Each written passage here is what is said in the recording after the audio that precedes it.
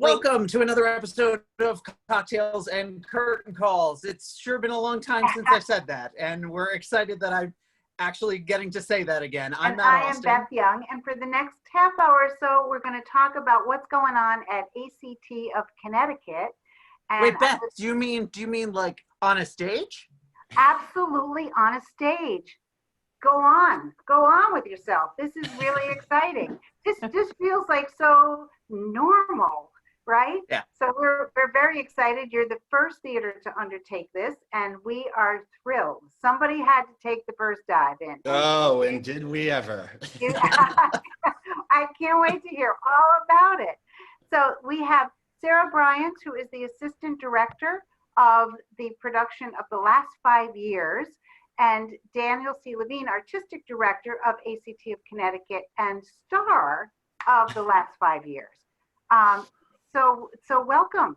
Thanks so much for coming in. Of course, it's great to see you guys again.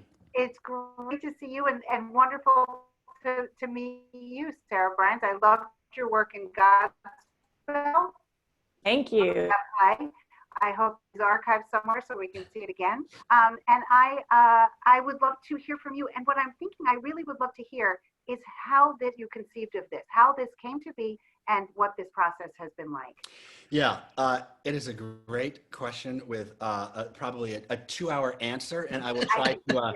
I'll try not to take the whole half hour explaining it. So as you know, like every other theater on Broadway, regional theater, anything across the country, when the pandemic hit, we closed down. We talked about this last time I was on your show, and we canceled the last 2 productions of our last season, and we really weren't sure what was going to happen.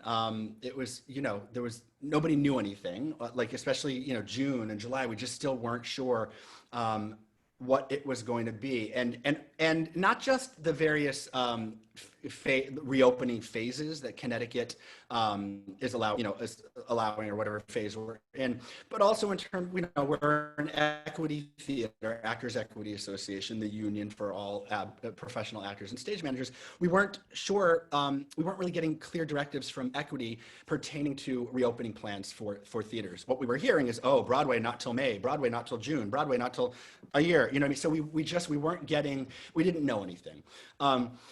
We started about 3 months ago having a lot of conversations, not only with the state and in terms of theater and reopening and everything. We were part of that sort of like reopening committee, as it were, for theaters. But also we started having like in-depth, detailed conversations with Actors Equity Association to figure out how we could do this.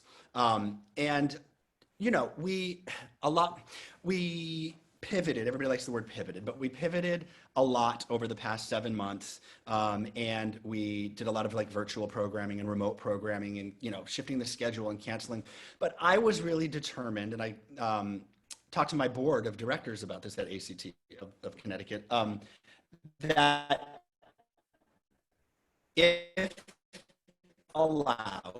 if there's any remote possibility we do a fall production, we must do it. And not to do that, and because there's just too many unknowns. And what if we have to close again? And what if we're only allowed 25 people? How do you make money? What if you're only, it's just because it was such a game of constantly changing, and again, no clear, what phase are we going to be in? What is Equity allowing? And blah, blah, blah.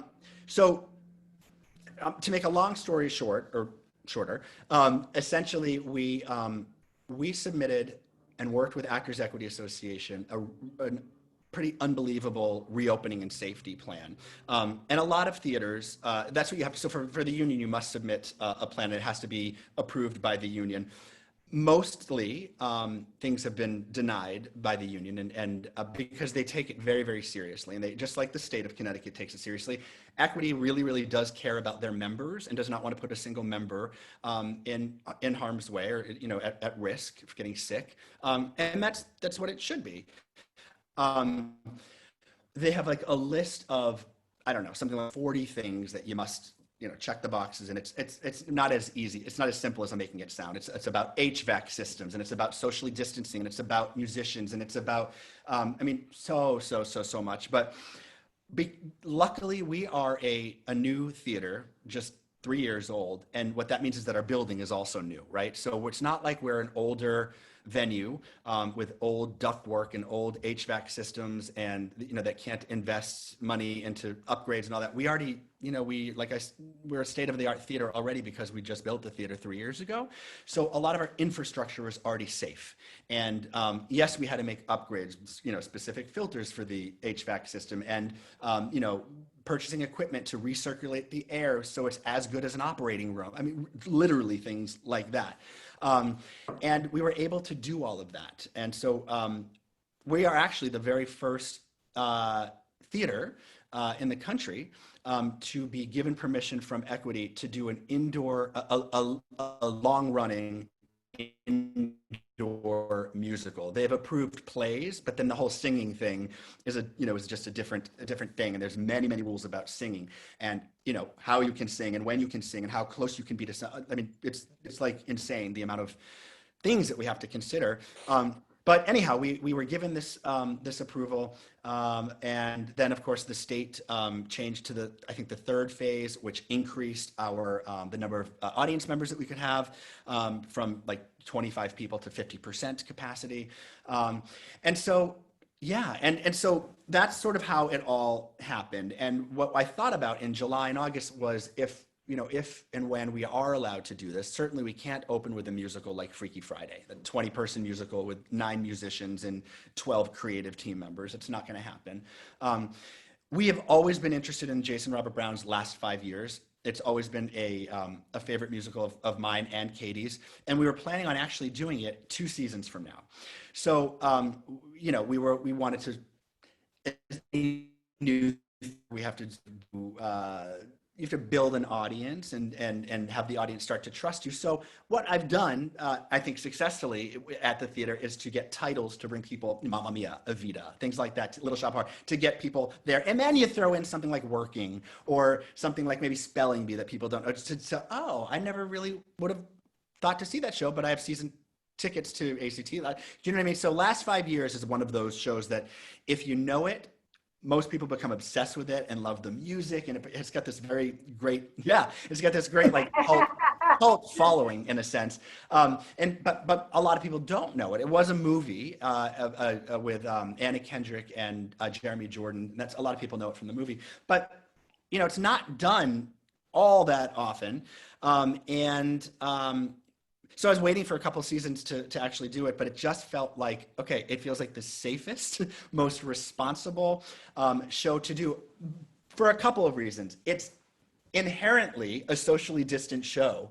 Anyhow, the show is really interesting for viewers that may not know the show. It's a 2-person musical between Kathy, who's an aspiring actress in New York City, and what will become her husband, Jamie, who is a successful writer, author. And it's, it's basically from the day they meet to the day that Jamie walks out on her and they, they divorce and everything. What's interesting about this show. What's that? That's good. Spoiler alert. Oh, yeah. You figure it out in the first 5 minutes though. So, but what's interesting about the show is that Jason created such an interesting structure with this show that Kathy's story, actually Jamie's story, is told in chronological order, starting with the first date until the 5 years later when he breaks up with her, divorces her. And Kathy's story is told in reverse chronological order. So actually, the very first scene of the show is Kathy entering their apartment and finding the goodbye letter. But then the second scene of the show is their very first date. And so we sort of see that so the audience understands like, oh, this is how it's going to end. Oh, now I get to relax and see how this devolves and how this, how this all falls apart, right? But just in the very nature of how it's structured and how it is set up, oftentimes one character is alone on stage singing about what's gone on. You know what I mean? So most of the time, the 2 actors start together in a scene, and then eventually, very sort of cleverly, one goes away and the rest of the scene is played by one, with just one actor on stage. So again, just by its very nature, it is a socially distant show. The other thing is that we wanted to really keep it in order to be safe, we wanted to keep it sort of in-house. We didn't want to bring, a cast of New York actors and a cast of, New York Broadway designers for this first one, for our first return back. We will for Snapshots, which will be our second show, January, February, and then Into the Woods, May, June. But for this one, just in case, we just thought, let's be safe. If, God forbid, we have to close our doors because of everything that's going on that could potentially go on, that it would be easier for us again to pivot.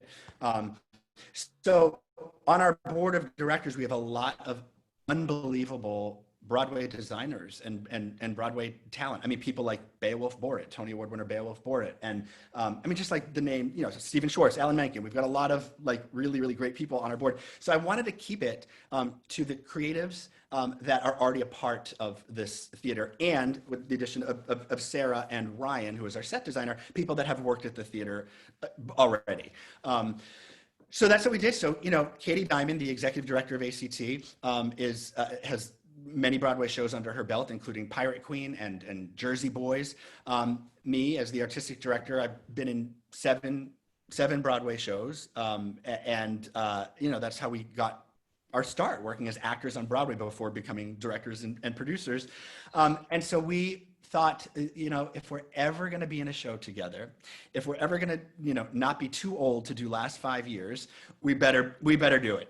And so that's one of the reasons why Katie and I are starring in it. And I got to say, like, the response from the community in Ridgefield and Fairfield County and surrounding towns, because we built a bit of a following, right, has been just so amazing. And I was a little bit like, all right, are we gonna be able to sell this? You know what I mean? We're allowed 50% audience, 50% capacity for audience for our theater. That's 90 people, but we have to socially distance those groups. So that's actually 56 people to safely socially distance. So can I, then I was thinking like, God, can we even break even with the 56 people?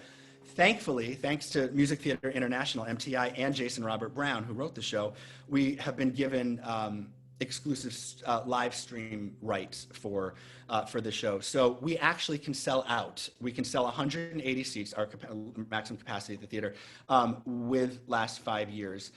You can't sell any more than that. It's not like you can live stream it on a public platform and like 9,000 people could see it. No. You can only sell between the live in person and the live stream total per performance must be 180 seats, not a single more. And it's not like, by the way, it's not like when we live stream it that it's going to be a Zoom like what we're doing here. It's actually all through the MTI platform. It's a 3-camera shoot. It's going to, if you saw, a lot of people recently saw Hamilton. It's actually filmed very, very similar, like Hamilton was. It's going to feel like you're watching a movie. It's not like there's a static camera in the back of the theater and we're like, what am I supposed to be looking at? It's really, really, we're spending a lot of money on this live stream because I wasn't interested in doing it any other way. We're so sick, and we're so sick of Zooms. We're so sick of Facebook Live things. Not that we're sick of it. It is needed, and it has we've gotten through a really difficult period because of these platforms, but that's not what this is, and I didn't want to do that. I did that for my gala. I did that for my happy hours. These are all virtual programming that I've done over the past 7 months. But for this, our return back, I needed it to feel like a film and to feel so yeah. But I was very nervous about how ticket sales were going to be, and I got to tell you, for some of the live in person, again, we can have 56 because of that, and the live stream tickets, I mean, every day I get alerts every time we sell a ticket because I'm that controlling. And every day there's, another like 15, 20 sold, and we still have got 2 weeks before we open. So I'm confident it's going to sell out. We're actually probably going to extend by a week. And what that shows me is that people are ready, right? People are ready. People are missing theater. People are missing art. People are missing being creative. And I'm just grateful that our theater is one of the first to do this. I mean, Equity is really, really watching us, and I think that they are feeling like, okay, if this is successful, this is a great model of how others can do it. So I feel like I'm part of the solution. And I also want to say that I understand why a lot of theaters cannot do this. have made the decision to not reopen at all this season, because it's too many unknowns, and it could be potentially a financial hardship for a lot of theaters. I mean, we have, again, thankfully, knock on for Micah, we've got great support, and yeah, I'm just really thrilled, and I love this show, and I think it's, we're in our third week of rehearsal now. It's just gorgeous, I have to say. Yeah, I can't wait for people to see it. Good. So unfortunately, we're out of time. Sara, thank you for being here. No, I'm just kidding. Totally kidding. For Sara, I have a question. With all of these, as the associate director, with all these precautions, and how does that affect staging? How does that affect rehearsal process? Well, yeah. I mean, there are very few people in the theater when we're rehearsing, which is good. So it is obviously very easy to maintain our social distance, like from the creative side. Typically what happens is Dan and Katie are on stage and they're rehearsing as the actors in the scenes. And, part of what I do have to do is make sure that they're not getting too close to each other, that they are hitting their marks on stage and, going from A to B and, and safe. But of course, we never want it to look like we're making that choice for that reason. It's always has to be supported by the story and the intention and the character, which it is. Absolutely. And then I think as far as all the rest of the safety precautions, it's not hard to follow them because there are so few of us in the space. We're really able to maintain our social distance. We all wear our masks. We, make sure when we're touching things, we're wiping them down. I mean, the theater has really provided everything for us in terms of hand sanitizer and, alcohol wipes and everything to make it very easy for us to follow all of the rules. And what I will say on that is that part of with equity, part of the deal is that anybody in that building must be tested at the theater with a COVID, what do we call it? COVID at the theater.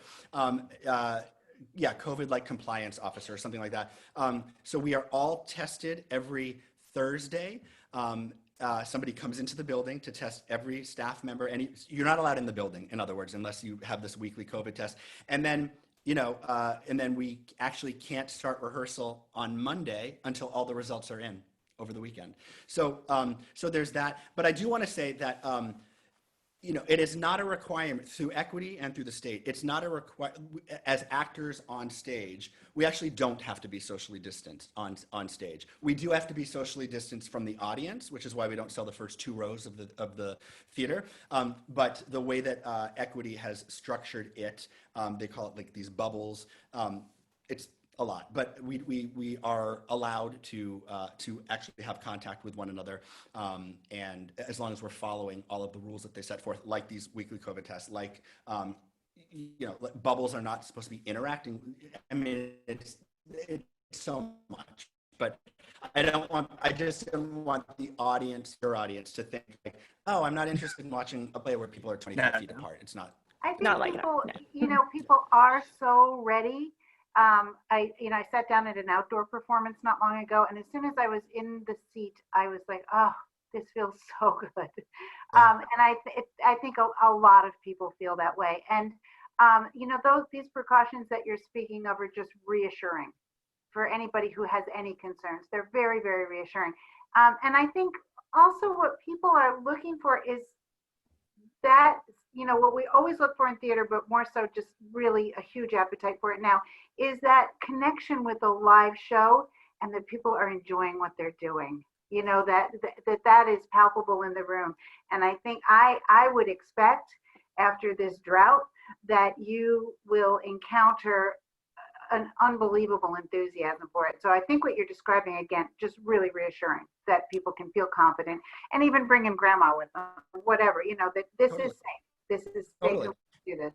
Yeah. Absolutely. And if they don't feel safe, they can still, Available. anybody can see the show. Yeah. So, but listen, if you can go to the grocery store in a mask and gloves, if you can sit in a movie theater, you know, I mean, I don't want to get started with like Connecticut phase reopening stuff, but like, you know, there could be 400 people in a movie theater well before there could be 25 people in a live theater, which is a little, but I'm just saying, if you can go shopping at the Gap, you know, 6 feet apart from somebody wearing a mask and gloves, then you should feel more than confident about being at ACT.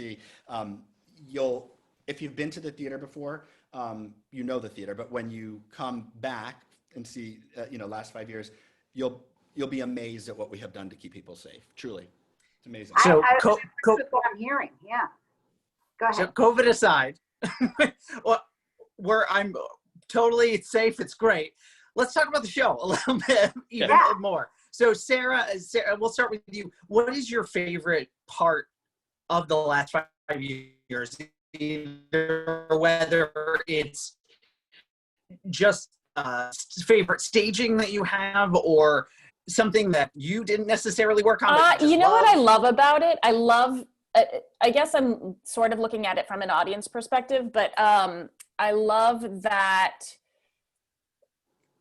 you can get a sense from the beginning, from the moment they walk on stage, that they are in two different time, you know, they're in two different time and places. And what you're watching unfold is like, you are discovering it as it happens, and you know that they're not in the same time. And then when you realize, oh, this, and I'm not going to tell you when that happens in the show, that's for you to experience, but you know, when it kind of like it clicks, what has occurred, I think it's just a really unique and special show. What have you loved, Daniel, about playing Jamie? What is it? Was there something that draws you to that part? I mean, I completely understand him. There's you know, he can be a very unlikable guy. There's a lot of me and Jamie when I was in my 20s. Like, I get it. Like, I can play him because I understand him. He's a self-loathing Jew. That's you know, he talks a lot about not. There's a song called Shiksa Goddess. So Shiksa is a non-Jewish girl, right? And so he wants to do anything that his parents want. He wants to do everything opposite that his parents wanted for him. You got to marry a nice Jewish girl. I'm never marrying a Jewish, you know what I mean? So it's like, and it's just, it's so interesting. I don't know. I think that if not played correctly, he can be like super, super unlikable. So I think you have to really find those moments where, you know, where like, oh, I understand why he's making such terrible decisions. I get him. Yeah, and I feel like every time we're in runs now. We're run throughs, I should say. That's how far we are in the rehearsal period. Every run through that, something new about Kathy, and it's just fun. And it's a quick, it's a hard show. It's physical, and it's like such a hard sing. But it's 83 minutes. It goes by. Yeah, it goes by so fast. It's a smart show, and I just love it. I do. It's smart. The music is gorgeous, and Dan and Katie are phenomenal in it. They are amazing. I believe it. I'm excited. I'm just excited that you're doing it. I'm thrilled. Yeah. And kicking off, hopefully more to come. Many will follow your lead. We hope. Totally. Yeah. And it's a good start. As I said, Snapshots will be the second show of our season, and that will be a 6-person musical, right? So we're going from 2 to 6. Into the Woods will be a 16-person musical. So we're, fingers crossed, the world progresses as it's meant to progress. Eventually, Les Mis with like 75 people. Is that what the plan is? 100%. Yes. Great. So can't wait for that day. We actually are sort of running out of the time, but so last 5 years runs October 28th through November 15th, and you just said 15th, possible 1 more week after that. Yep. Yeah. So one more, and the website, where can they get tickets? You can get tickets by visiting the website, which is actofct.org. And what will happen is you can purchase live stream tickets via the website. But then if you attempt to purchase an in-person ticket, what it will do is generate an email because, and then the box office will call you right back because of the way that we have to socially distance people. The seating chart is never the same from performance to performance because if there's a group of 4 and a group of 2 and they want to sit here, you know, it's a constant. My box office just hates me right now, but you know, so yeah, but you can just go to the website and buy the tickets. Perfect. Awesome. So Dana, for ACT, you gave us a glimpse at what's to come. Sara, do you have any project coming up? Anything that's in the works? I might be back at ACT next season for another show coming up, but I won't reveal all of that information. All right, Les Mis. We'll look forward to it. Great. Thank you. Thank you so much for being here. I'm gonna end the show, but if you guys want to stick around afterwards, Beth, do you have any other last comments? I don't. I'm really excited to see this. I did want to reflect on your gala, your virtual gala. Oh yes. Which I thought it was spectacular. The platform, you managed the platform beautifully. You worked it so well. I thought it was fabulous. I really did. Bringing in the kids virtually at a, just like I was completely taken with it. So I just want to mention that. I think you guys did a fabulous job of that. Thank you. You guys are doing great work, and thank you for leading the way. Yeah. Yeah. So thank you for being with us, and thank you, the viewers, for being with us for the first time in months. Hopefully this will be the start of a bunch more of these and more theater coming all around the area. So thank you so much, and we will see you next time. Bye-bye. Bye-bye. Take care.